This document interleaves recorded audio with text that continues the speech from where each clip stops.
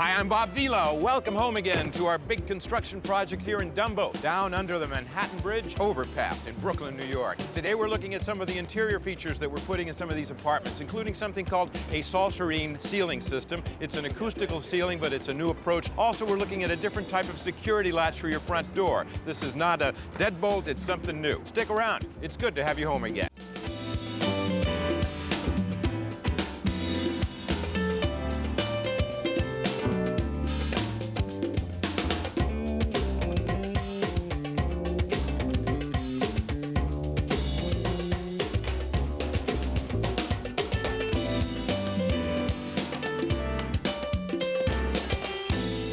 Joining us now, Alexis Willingham, who is going to tell us all about home security with a new type of, well, it's not a deadbolt. What do you call it? This is our MacLock blade locking system. It's a 28-inch long stainless steel blade that extends from the door into the door jamb.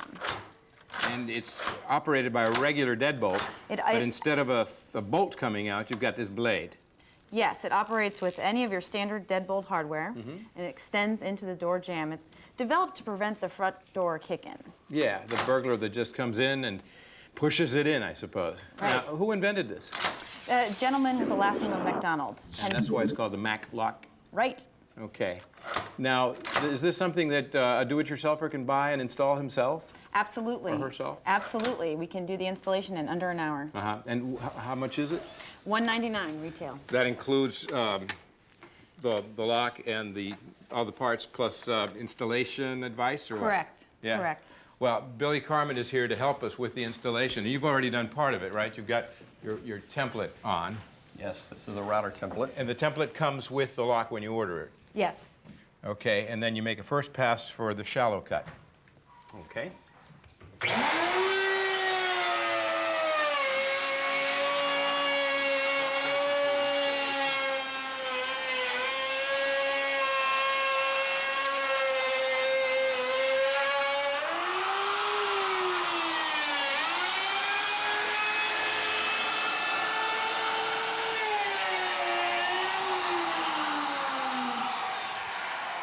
We simply switch routers.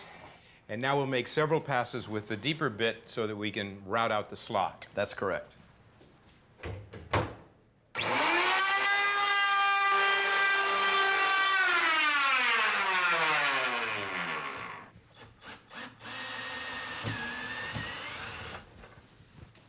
All right, so the template comes off. And you've got your routed out slot. And where's the actual lock? The lock is right here.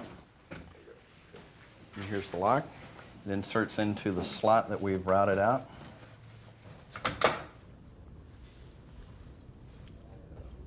And these two screws hold the assembly into place.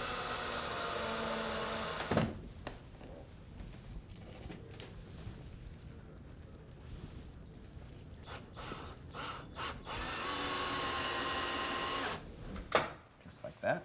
Okay, and it's still not quite proud of the door. It's still recessed. Is there another part that goes on there? Yes, there's a face plate. Oh, here we go. Which one is it, Alexis? It's a very thin one. This is the thinner plate. Goes on the face. And that'll mount. So that dresses up like that. Okay. Correct. What size screws? Very short screws. These guys right here? And we drive 8 screws into the face plate to secure it to the door. There we go. And you've got about a half dozen of those to put in. Screws in. And then what's the other piece you're holding? This is the strike plate. You place this on the door jamb, and the blade extends into the jamb through this plate.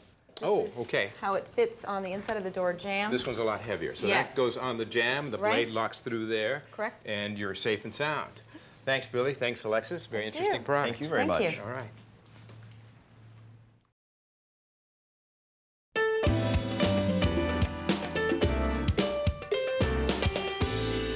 All right, our friends at Owens Corning have developed a new kind of acoustical ceiling, and Mike Kingsling is here to tell us about it. Now, why do we need an acoustical ceiling at all in an apartment situation like this? Well, this ceiling, the Solserine acoustical ceiling system, is used primarily for echoey spaces, hard surfaces, to absorb reverb. Yeah. And that Absorb can cause reverberation. Bouncing of sound around the room. Exactly. And we've got beautiful hardwood floors, and we've got wonderful plaster and brick and area. And of course, this apartment especially, we've got people that are going to be living above it and below it.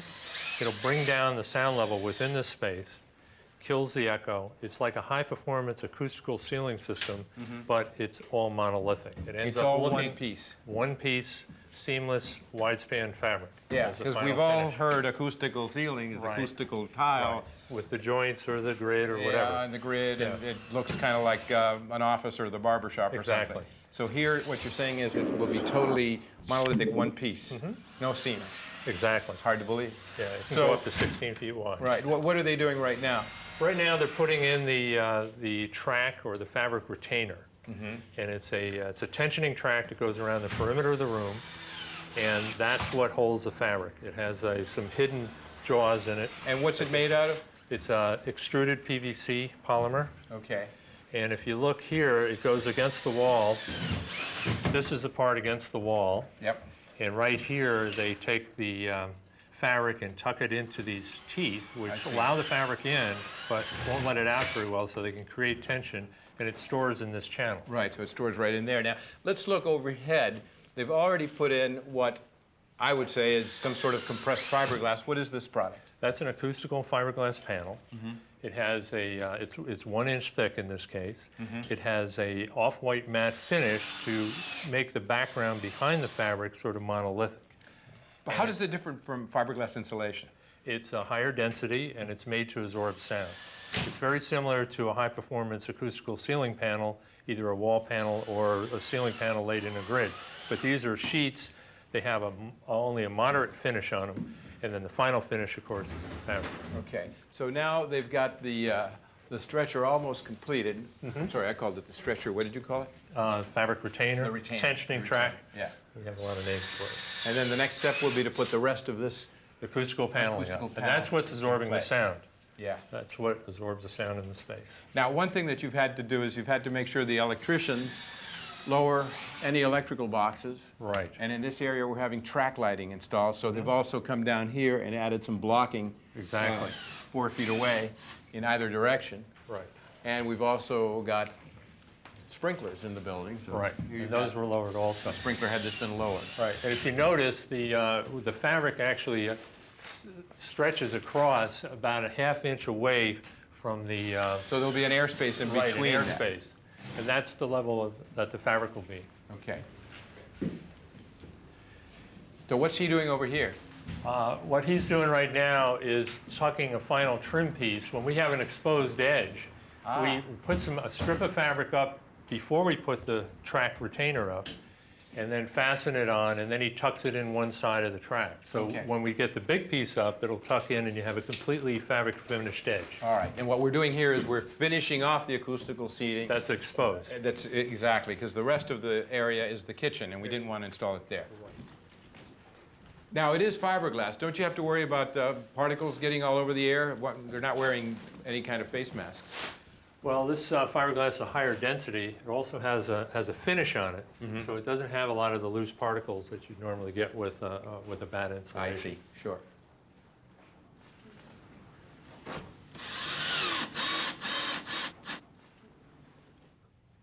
All right, so let's talk about the actual fabric that's going to be stretched out here. Mike, what is it? Well, I'm this- afraid to touch it. Yeah, if you notice, the guys will be wearing gloves, but if you have clean hands, you can. It's the Solcerine fabric. It's a high-quality polyester fabric. It has inherent fire retardant built into it, and it's a locking knit weave. So it has stretch. It's not affected by heat or humidity. You can make cutouts in it without any fraying. It's pretty amazing stuff. And it's also up to 16 feet wide. And So we won't have any kind of seams here. no, All right, how do you get started putting it up? it's tagged on one corner. All right, so that goes in the corner, and Yeah, then they're going to work their way around. They just tag it in there and get it tucked in certain spots and work their way around the room. that has So that- teeth, so that grips it. Yeah, as we saw before, it has the teeth in there where the fabric goes up in there. It won't come out very easily. You notice that he just put it in, and he'll work his way around until the whole piece is up and in and off the ground, and then they start working in between and to tension the whole piece of fabric. As they go, you'll notice they have a lot of excess hanging on the sides, and they'll be starting to trim that. Now, this is obviously not a do-it-yourselfer kind of project, is it? Not really. A lot of the elements are carpentry, but putting up the fabric does take some training and skill. Yeah. Now, how long has this been available? It's been available in the commercial world for about 10 years, but Owens Corning is introducing it to the residential market at this time, and because of the need for quieter homes.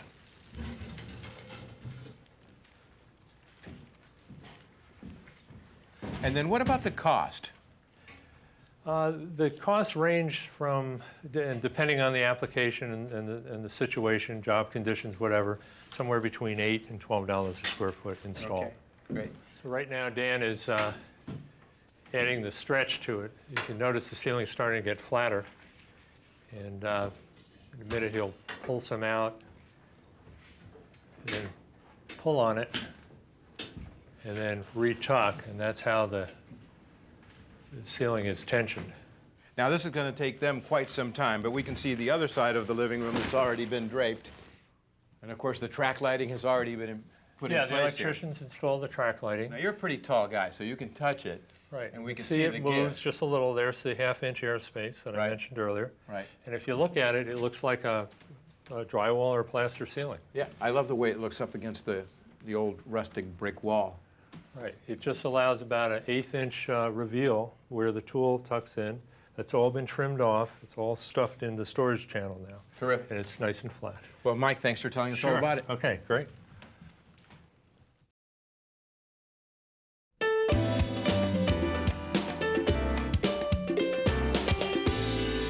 The development of this little building into 3 lofts and a commercial space is being handled by young Jed Walentis, who, along with his dad, have developed so much of the Dumbo area. Now, Jed, in the last 3 weeks, 4 weeks, you've had a lot of trouble with the Landmarks Commission in terms of certain aspects of the job, right?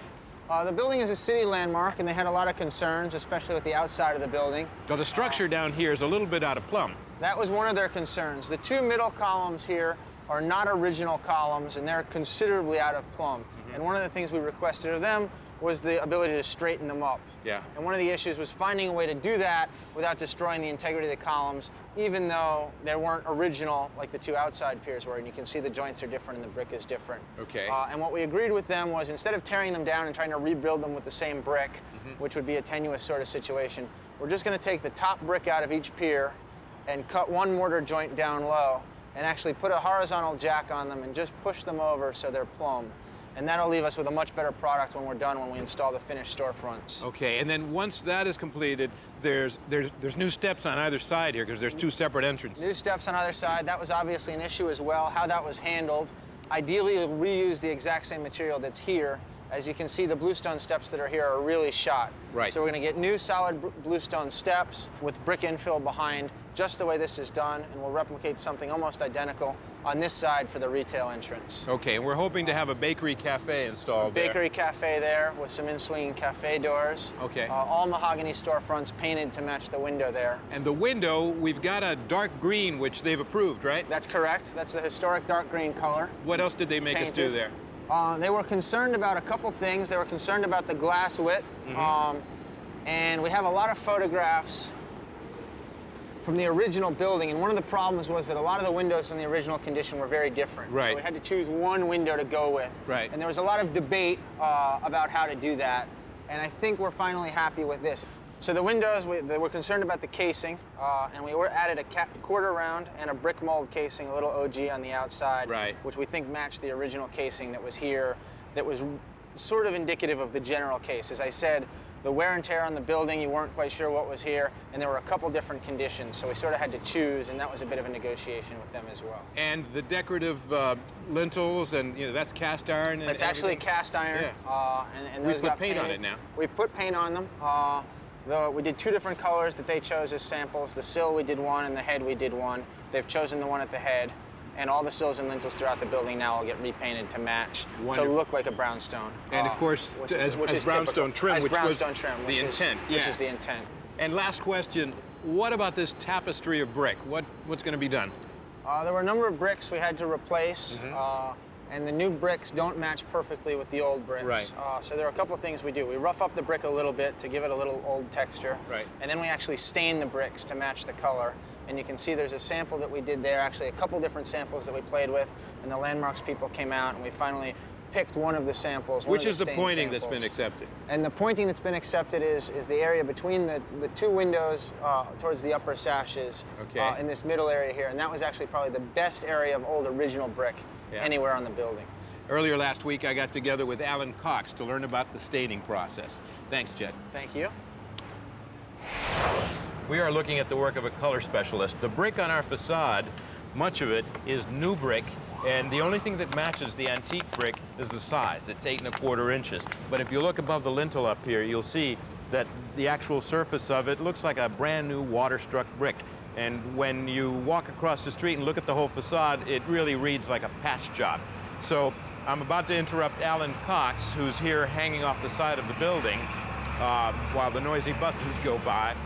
And his job is to blend in so that all of these new brick look like the antique. And now, Alan, before you start doing your magic, I know that somebody's come along and used a grinder on the face of some of these new brick, right? And the grinder basically just roughens it up a little bit so that the face will absorb the pigment? Exactly. We have a water-based product, and it has to penetrate the surface. It'll work with any absorbent masonry material, but in this instance, the face of the brick is glossy. It's very hard, and the material has to be made absorbent. So what are you actually doing? You're not just rubbing on the pigment. You were spraying some dust on it a minute ago. Yeah, right? we use, in this instance, it's so shiny that we need a little texture for the Let's to watch add to the surface. Let's watch what you have to do. So basically, I'm putting some stain on here, and this is just a sample area, so I'm just using a little soda bottle to apply the stain. If it was a bigger job, we'd use sandblasters at very, very low pressure, just not an absorbent pressure, but just enough to get the sand applied onto the wall. But And it's just regular builder sand? yes, yes.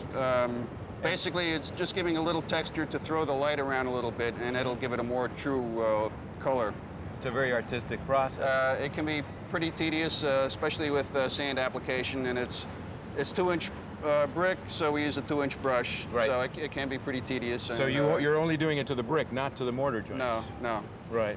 And when you say it's a sample for the landmarks. Landmarks Commission, this is actually the 3rd sample that we've done.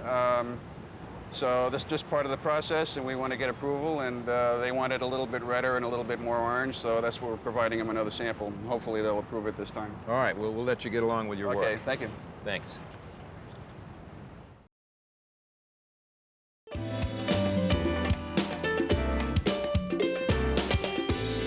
That's a wrap. Come home again next time. We'll be putting the finishing touches on a fabulous bathroom installation, including a very high technology toilet and a deep soaking tub. Also, a tour of Brooklyn's own Coney Island with Marty Markowitz, the borough president. Till then, I'm Bob Vila. It's good to have you home again.